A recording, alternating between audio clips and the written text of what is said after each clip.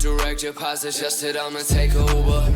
I be shooting at you with shells, it ain't no Cooper. Shit, I might even hit you with jazz, but these ain't no boosters. I'm still the plug, had to drop her back, I took bro a scooter. Jumping out mid-flight with a couple bags, I feel like DB Cooper. Watch me, I'ma just need like 2 shots if there are 3 intruders. Yeah, I'm seeing all them stop and stare, but I just keep it moving. No, I can't stop winning, so you know them boys just keep on losing. What's good, everybody? It's your boy Philly Flexer back in the building again. And let's just go ahead and start off like this. You see the new intro out right there. Your boy has decided to make a full renovation. We're just doing straight anime from now on. Please do not request any more music videos for me unless they're like anime related music videos.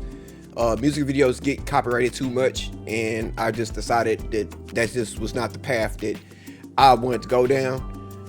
I'm gonna rather talk about anime. That's what I love. That's my passion. Outside of that and wrestling or whatnot. But I'm not gonna start a wrestling channel or whatnot. Anyways, the new intro is done by Juve. His stuff will be down below. But anyways, other than that, what we got today is the new Gigguk video or whatnot. I don't know what he got us on today or whatnot. Let's just go ahead and just pull this up real quick. You know what I'm saying? He got when you become the main character. I have no clue what we're going to be talking about in this video. I have no clue. So we're just gonna hop into this, man. Just go ahead and dive into it, man. Shout out to that boy there. Here's the visual video will be down below. And anyways, other than that, let's go ahead and hop into this joint. This is gonna be something special. For the longest time, anime fans had this rabid obsession with media that came from Japan and only Japan. Animation not made from the motherland? What do I look like? A cartoon fan? Reading pictures left to right? That's not how you read manga. Then, Korean webtoons blasted onto the scene, quickly carving its own niche in the international community, proving to weebs that if it looks like a duck, walks like a duck, but quacks like we'll give it a pass. This opened the world to a whole new genre of even more power fantasy stories with an OP main character. If you were bored of isekai, no worries, just jump over to Korea, where we have regression, reincarnation, tower climbing, and death games, where reading through all these allows you to get more brain rot than being a part of the Jujutsu Kaisen fanbase. But what if there was a series that takes all these elements from every one of these series you can think of, blends it all together for an unabashed love letter not only for these genres, but for fiction itself? Is he about to put me on game about an anime? About a manhwa that I don't know? Alright, then let's go ahead and go in, man. I'm being serious. I'm being serious. A series that combines a meta take on every power fantasy trope you can think of. Hunter x Hunter style exams, battle royale death games, legendary historical figures from the past, cosmic deities from all global mythology, interdimensional eldritch horrors that haunt your nightmares, and finally, Twitch streamers. And this is one of the most important aspects of it. I'm being serious. So grab your popcorn, fasten that seatbelt, hang on to your knickers, because today we're talking about Omniscient Reader's Viewpoint. Okay!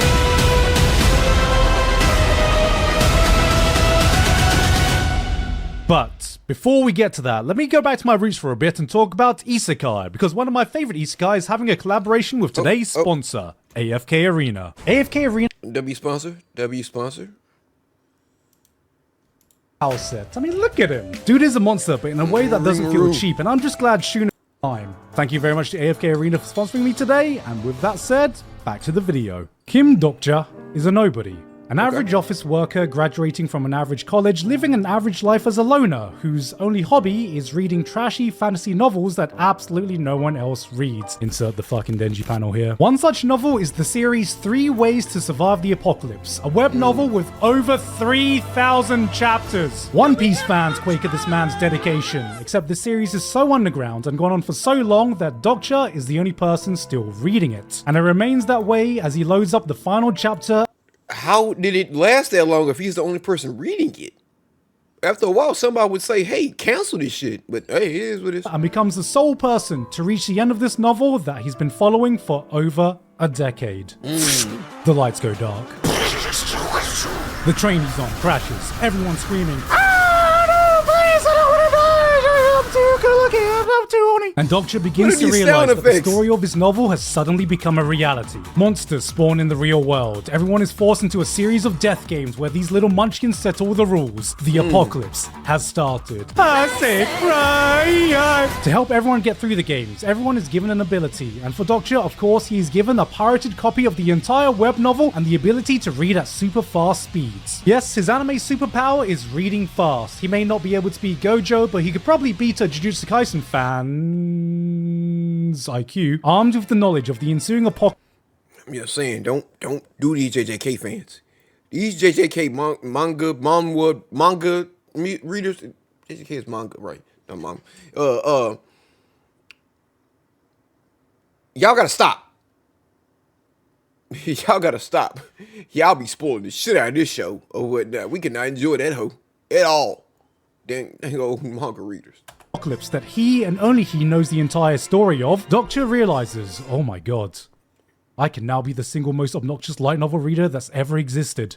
Stories within stories. Okay. There's a plot hook I am an absolute sucker for. Maybe it's because I've made watching stories become my job, but when you watch enough anime, you start to see all the repeated tropes, all the reoccurring cliches. Sometimes you start to wonder how you do differently than how the story plays out. This series plays to that fantasy to a T, as Doctor lives the story of his favorite novel and molds the events as he sees fit. You ever watch a movie or TV show and thought to yourself, man, I could solve everyone's problem if I just did this? Doctor does that. Or maybe there's a major character you absolutely despise but just keeps showing up and you're like, man, fuck this cum-stained mouth-breathing piece of shit. Can we just remove him from the story already? He has to go, blood. Doctor does that. Are you one of those people who watch videos like how to beat every game in Squid Game or how to beat the monster from a quiet place? Doctor probably made those bloody videos because he thinks he can do a better job. Doctor is your average Redditor. The world of the novel 3 Ways to Survive the Apocalypse doesn't just come alive. The very characters that inhabit the story become a reality, allowing him to game the system, befriend the characters he knows oh so well, making him only slightly less parasocial than your average K-pop fan, and molds the story in the way he would have gone through the original novel. Alright. So he has the powers of knowing how the story ends, so he goes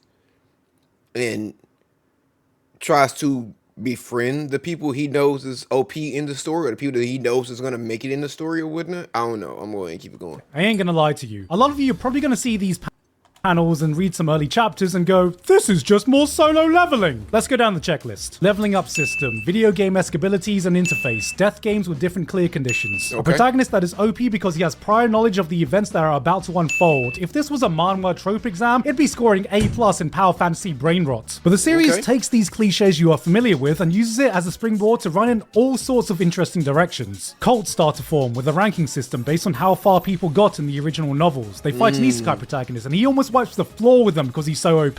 Doctor meets the actual main character of the original novels and he's everything you'd expect. He's cool, calm, good looking, ruthless, perfect on the surface in every way. When this motherfucker pisses, it's probably in laminar flow. But it turns out, from the perspective of someone who's not a named character in the original story, he's kind of a dick. He's ridiculously powerful because he's a regressor who can respawn at the beginning of the story every time he dies. Hey, I talked about regression manhwa here if you can't remember. But what that means is that he's become this nihilistic arsehole who doesn't care for anyone who can't help him progress further than the last run. And he gives up on the world at the slightest unforeseen obstacle because, well, what's the point when he can just start all over again? To the point where he gets depression from the disconnect he feels with the world. So, after hearing this, Doctor slaps the shit out of him, goes hashtag not my protagonist and tells him, bro, can we just skip the emo character arc this time? Yeah, the series is meta as hell. And here's the thing. Meta anime is something I have a soft spot for, but only in those rare cases that the author actually takes the effort to make something interesting out of it. Most of the time you just see a quick fourth wall break or a self-referential joke.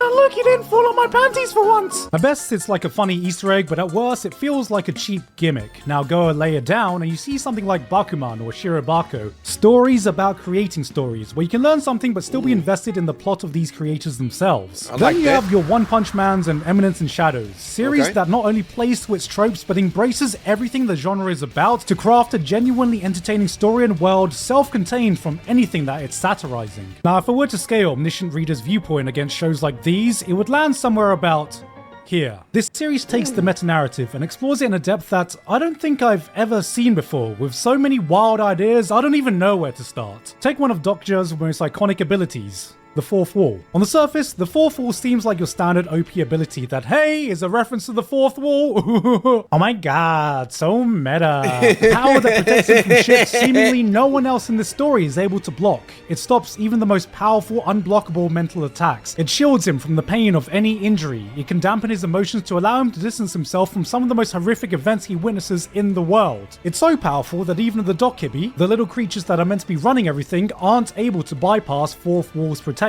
Yeah. Pretty damn broken. But as he continues to encounter different situations, stuff that never happened in the way they did in the original novel, things start to get weird. He encounters his old bully from his real past and the wall starts glitching a bit. He meets someone that plays a part in some big traumatic event that happened to him before and it shakes violently. It resonates with character moments that meant something to him in the original story, and the more the ability begins to act out, the more you begin to realize the fourth wall is his fourth wall. The one that separates and protects him from the rules of his perception of this fictional world. But as the world of fantasy and his reality start to blend together... Before we even continue on, I'm gonna have to check this out.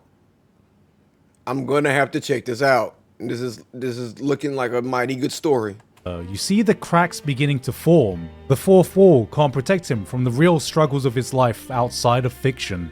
And that's just fucking cool for a concept, while being so on point for the theme of the story, because this is a story about stories. Not just the power of a story, but the relationship between an author, the reader, and the story being told. And to do this, it has crafted this insane, intricate world with a system that all comes back to this central idea. Okay, pause for a second.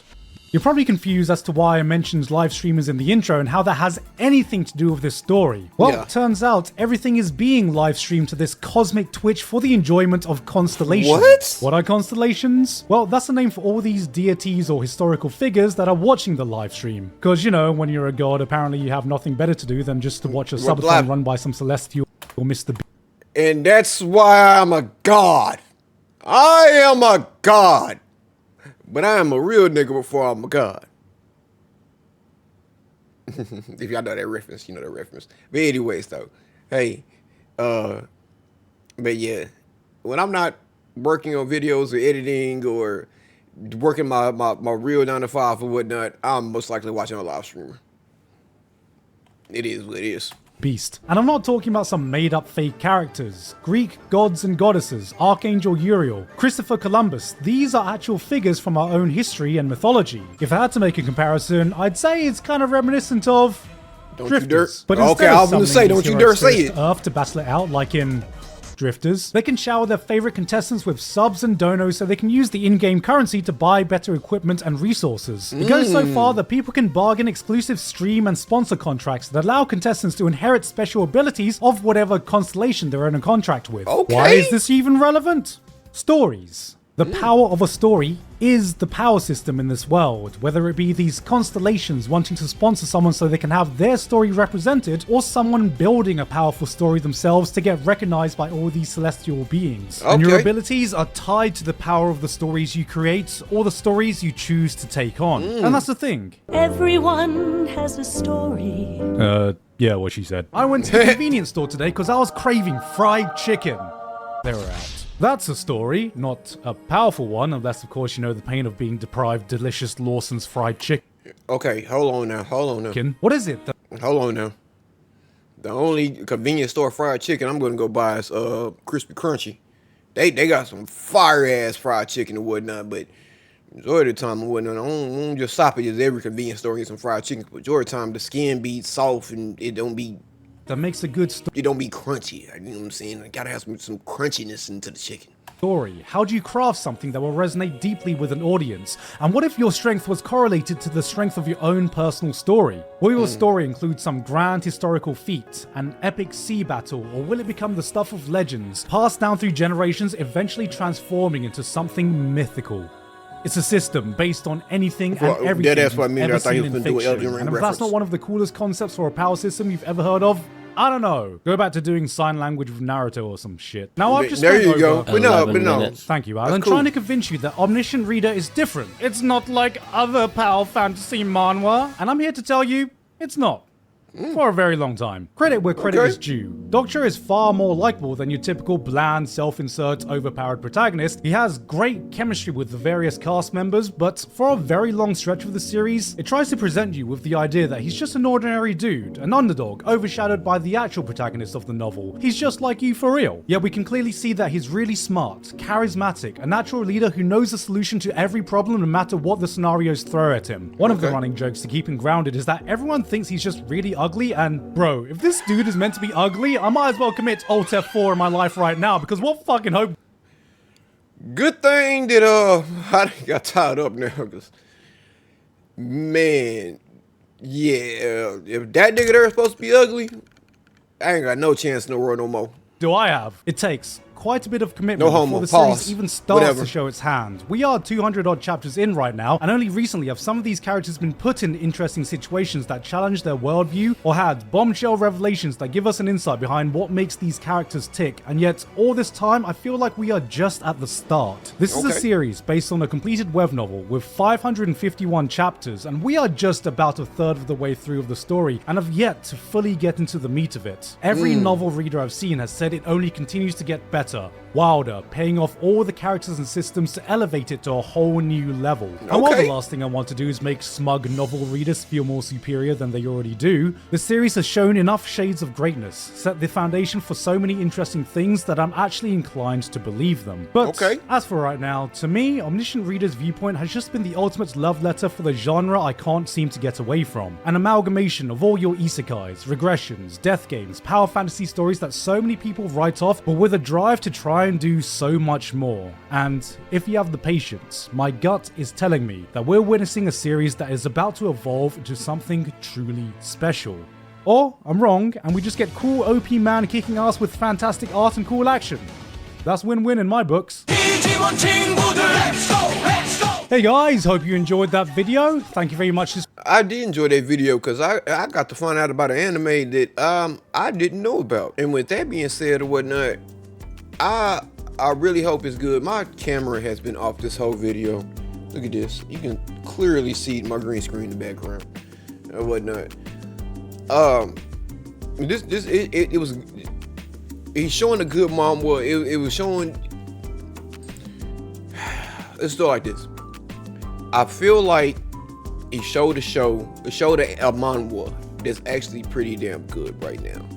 Because a lot of times, a lot of these manhwas and whatnot, they don't be getting the love and publicity they need or whatnot. And you kind of gotta go dig in the crates to find these cold ass ones and whatnot.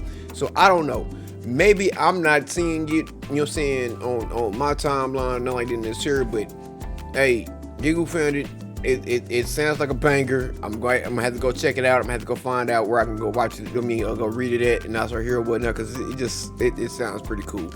Anyways, this your boy Philly Flex or whatnot, and oh wow, I'm sorry, my girl just texted me or whatnot. But it's your boy Philly Flex. So I'm back this out. Deuces.